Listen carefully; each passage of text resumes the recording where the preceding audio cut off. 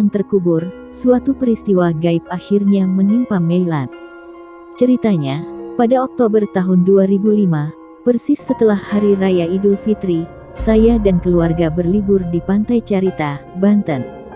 Suatu malam, saya menyaksikan kejadian yang benar-benar aneh. Waktu itu saya melihat di tengah laut banyak orang yang sedang jalan-jalan. Semuanya lelaki dan bugil. Saya tak tahu apa maksud dari semua ini, papar Meilan yang sedari kecil mengaku bisa melihat alam gaib. Anehnya lagi, dia kembali berkisah, setelah melihat penampakan gaib tersebut, dirinya tiba-tiba saja bisa melihat sosok perwujudan Nyai Roro Kidul yang selama ini terekam dalam benaknya.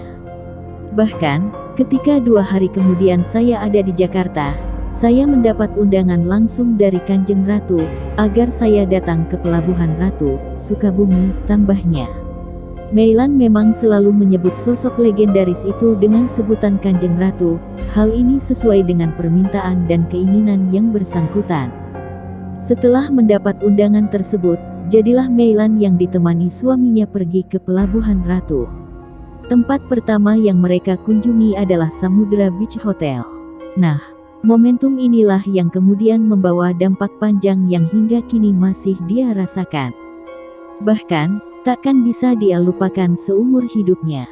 Kejadian yang tak terlupakan itu berawal ketika keduanya sampai di rumah, saat beristirahat dari perjalanan panjangnya ke Pelabuhan Ratu. Tiba-tiba di rumahnya yang terletak di bilangan Sumur Batu, Cempaka Baru, Jakarta Utara, terlihat sosok wanita cantik berbusana kerajaan lengkap dengan kereta kencana, dan dikawal dayang-dayang rupawan. Semula saya mengira sosok perempuan cantik yang datang ke rumah saya itu adalah dedemit biasa, namun ternyata beliau adalah Kanjeng Ratu Kidul. Suami saya tak melihat kedatangan mereka, namun saya menyaksikan dengan nyata. Dari dialog yang kami lakukan, Kanjeng Ratu mengaku ingin bertemu saya, kisah Meilan, yang kini selalu melakukan komunikasi dengan sosok yang disebutnya sebagai Kanjeng Ratu itu. Disebutkan oleh Meilan, Kanjeng Ratu Kidul adalah penguasa lelembut pantai selatan. Kerajaannya berada di sepanjang Laut Selatan Pelabuhan Ratu, Jawa Barat, hingga ke Parangtritis, Yogyakarta. Saya pernah menanyakan kepada Kanjeng Ratu mengapa beliau datang ke tempat saya. Dia menjawab bahwa beliau suka orang yang menjalankan laku prihatin. Tak hanya itu, dia juga mengaku kalau rumah saya ini sangat dia sukai sebagai tempat persinggahan. Jelas Meilan lagi seraya menyebut bahwa Kanjeng Ratu memang selalu datang ke rumahnya di waktu-waktu tertentu. Menurut Kanjeng Ratu Kidul, kunjungannya ke rumah Meilan itu memiliki beberapa misi khusus. Di antaranya ingin meluruskan kepercayaan masyarakat yang selama ini salah tentang dirinya. Memang, dalam dialog batin yang dilakukan Meilan, Ratu Kidul hanya muncul dalam waktu singkat, namun hampir setiap waktu, dia selalu menampakkan diri di depan Meilan. Hal ini dapat terjadi karena Meilan adalah orang yang dipercaya Kanjeng Ratu.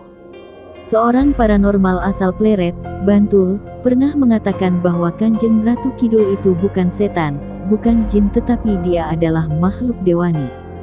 Dia punya tugas Mamayu Hayuning Bawana, yaitu berusaha untuk mengajak umat manusia menciptakan dunia yang damai, indah dan sejahtera.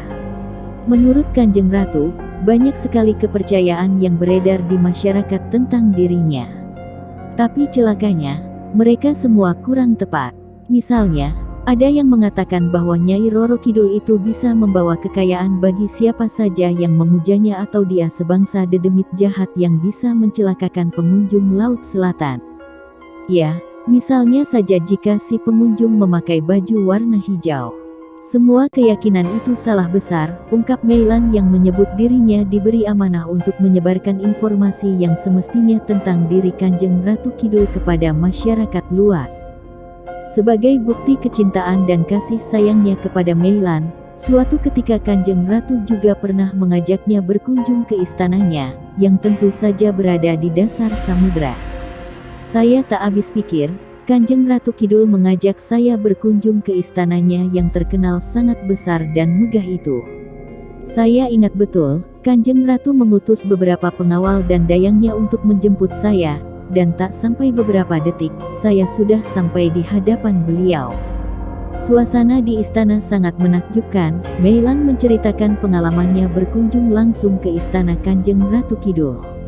Menurutnya, suasana di sana sangat lain dengan keadaan di alam dunia. Walaupun ruh atau kesadarannya yang mengalami pengalaman itu, namun semua itu tak mengurangi kejelasan dan kenyataan yang dia rasakan. Begitu indah dan mewahnya istana itu, sehingga bagi Meilan sangat sulit untuk melukiskannya dengan kata-kata. Dalam dialognya dengan saya, Kanjeng Ratu seringkali menegaskan bahwa keberadaannya memang kerap disalahartikan dengan pendapat banyak orang.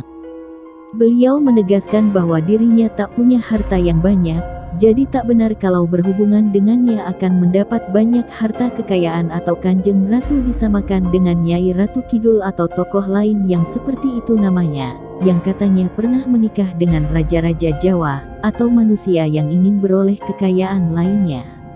Yang benar, Kanjeng Ratu Kidul itu tak pernah menikah dengan golongan manusia, termasuk raja sekalipun. Meilan menjelaskan pesan dari Kanjeng Ratu Kidul. Setelah sering bertemu dengan sosok gaib itu, Meilan mengaku dirinya seolah tersedot ke dalam daya magnetik Kanjeng Ratu Kidul. Saya tahu, hanya kesadaran atau ruh saya yang kerap berkunjung ke istana Kanjeng Ratu Kidul, namun pengalaman ini bagi saya begitu nyata. Kanjeng Ratu langsung berhadapan dengan saya, dan memberi banyak wejangan dan masukan positif, kenang Meilan. Menurutnya, kerajaan Kanjeng Ratu sangat megah dan besar. Letaknya di bawah Samudra Laut Selatan. Banyak sekali dayang-dayang cantik sebagai pasukan kerajaan. Anehnya, beberapa menit di dunia fisik, seolah berhari-hari lamanya di alam sana. Dan yang lebih ganjil lagi, dia tak merasa lapar atau lelah meski berlama-lama di istana Kanjeng Ratu. Saya memang pernah mendengar cerita bahwa Kanjeng Ratu Kidul banyak ditiru oleh bangsa lelembut aliran hitam, misalnya Nyai Blorong dan sejenisnya. Namun, pertemuan saya dengan Kanjeng Ratu Kidul yang asli telah membuka kesadaran saya yang selama ini salah, tandas Meilan. Menurutnya, selama di alam metafisik tersebut dirinya mengalami banyak pemandangan unik, mulai dari taman yang indah dan luas sampai pada teknologi istana bawah samudra. Setelah berada di istana Kanjeng Ratu Kidul untuk beberapa lama, akhirnya saya diantar untuk kembali ke jasad saya. Dan itu pun prosesnya sangat cepat, mirip mimpi, jelas Meilan. Sejak kejadian itu tempat tinggalnya memang sering didatangi Kanjeng Ratu Kidul. Wujudnya sangat indah. Mulai dari penampakan kereta kencana berwarna emas, dayang-dayang cantik beterbangan, hingga wujud dari Kanjeng Ratu Kidul yang sulit dilukiskan dengan kata-kata karena begitu cantik dan anggunnya. Biasanya kemunculan Kanjeng Ratu Kidul tengah malam pada waktu-waktu tertentu. Dan pemandangan itu hanya terlihat oleh orang-orang di sekitar saya yang peka indera keenamnya, kata Meilan. Kemunculan Kanjeng Ratu Kidul diawali dengan tanda khusus. Misalnya aroma wangi yang bertebaran di pekarangan rumah, awan berpendar dengan cahaya hijau, dan sejumlah pertanda khusus lainnya. Jika tanda itu muncul, saya dan suami saya langsung keluar rumah. Kami bersiap menyambut kedatangan Kanjeng Ratu dan para pengawalnya.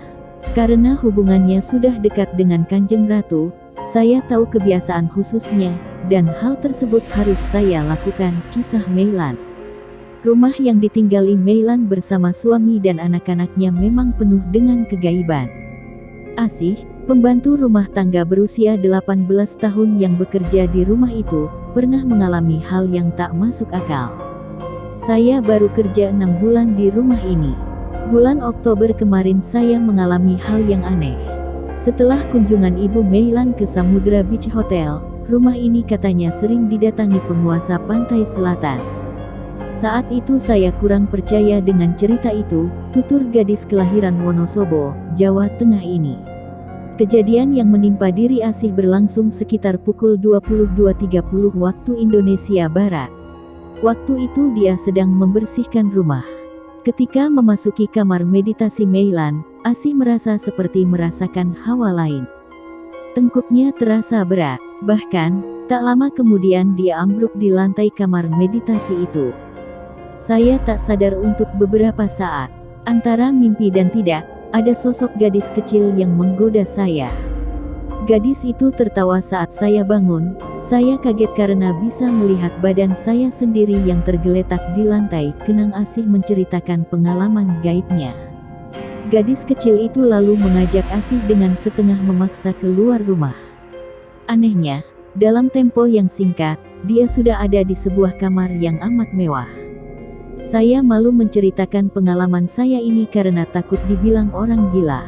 Ibu Meilan tahu karena dia juga pernah mengalami kejadian ini. Di alam gaib itu, saya bertemu dengan sosok putri yang amat cantik. Dia menghibur saya saat itu dan minta agar saya tenang, cerita Asih lagi. Dalam dialog itu, Asih akhirnya sadar kalau ternyata putri jelita itu adalah Kanjeng Ratu Kidul. Menurut Meilan, Asih termasuk orang yang beruntung karena bisa diperkenankan bertemu dengan Kanjeng Ratu Kidul. Bahkan, Asih juga sempat berkunjung ke istananya. Suasananya sangat indah, tak bisa saya ceritakan dengan kata-kata. Daun pohon-pohon di taman semuanya emas, termasuk batu dan pagar istana. Saya bahkan diajak oleh gadis kecil itu ke bagian-bagian yang lain. Semuanya membuat saya takjub. Kenang Asih yang mengaku berada di alam istana Kanjeng Ratu selama 3 jam. Setelah puas berwisata gaib, Asih disuruh kembali oleh Kanjeng Ratu Kidul, seraya berpesan agar tetap menjadi orang yang jujur. Lalu apa yang kemudian terjadi dengan Asih? Menurut Meilan yang banyak mengerti masalah gaib, Asih sempat ngamuk dan tak mau kembali ke alam nyata karena sudah terlanjur betah di alam sana. Akibatnya jasad Asih selama marah itu berubah menjadi orang yang seperti kesurupan. Berontak dan ngamuk menghancurkan semua perabotan yang ada. Asih merasa frustasi akibat disuruh pulang oleh Kanjeng Ratu Kidul. Dia sempat ngamuk. Untunglah saya bisa menenangkannya, kenang Meilan yang memang hobi puasa untuk ketentraman hati. Menurutnya lagi, gadis kecil yang menemui Asih itu adalah salah seorang anaknya yang dulu mengalami keguguran. Saya memang pernah mengandung dan keguguran. Rupanya, bayi itu hidup dan tumbuh kembang di alam gaib.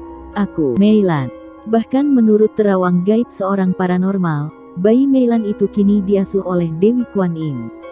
Dan setelah besar dimasukkan kembali ke tubuh Meilan, sebagai anak gaib. Hingga kini, Kanjeng Ratu Kidul sering datang ke rumah Meilan. Kesaksian Meilan memang terbilang sangat unik. Begitu uniknya, sehingga sangat mungkin banyak orang yang sulit untuk percaya. Itu tidak penting bagi saya. Yang jelas, saya mendapat pesan dari Kanjeng Ratu untuk menyampaikan tentang jati diri beliau yang sebenarnya, tandas Meilan saat menutup perbincangannya dengan saya. Demikianlah cerita kali ini. Semoga dapat menambah wawasan sahabat misteri sekalian. Wassalam.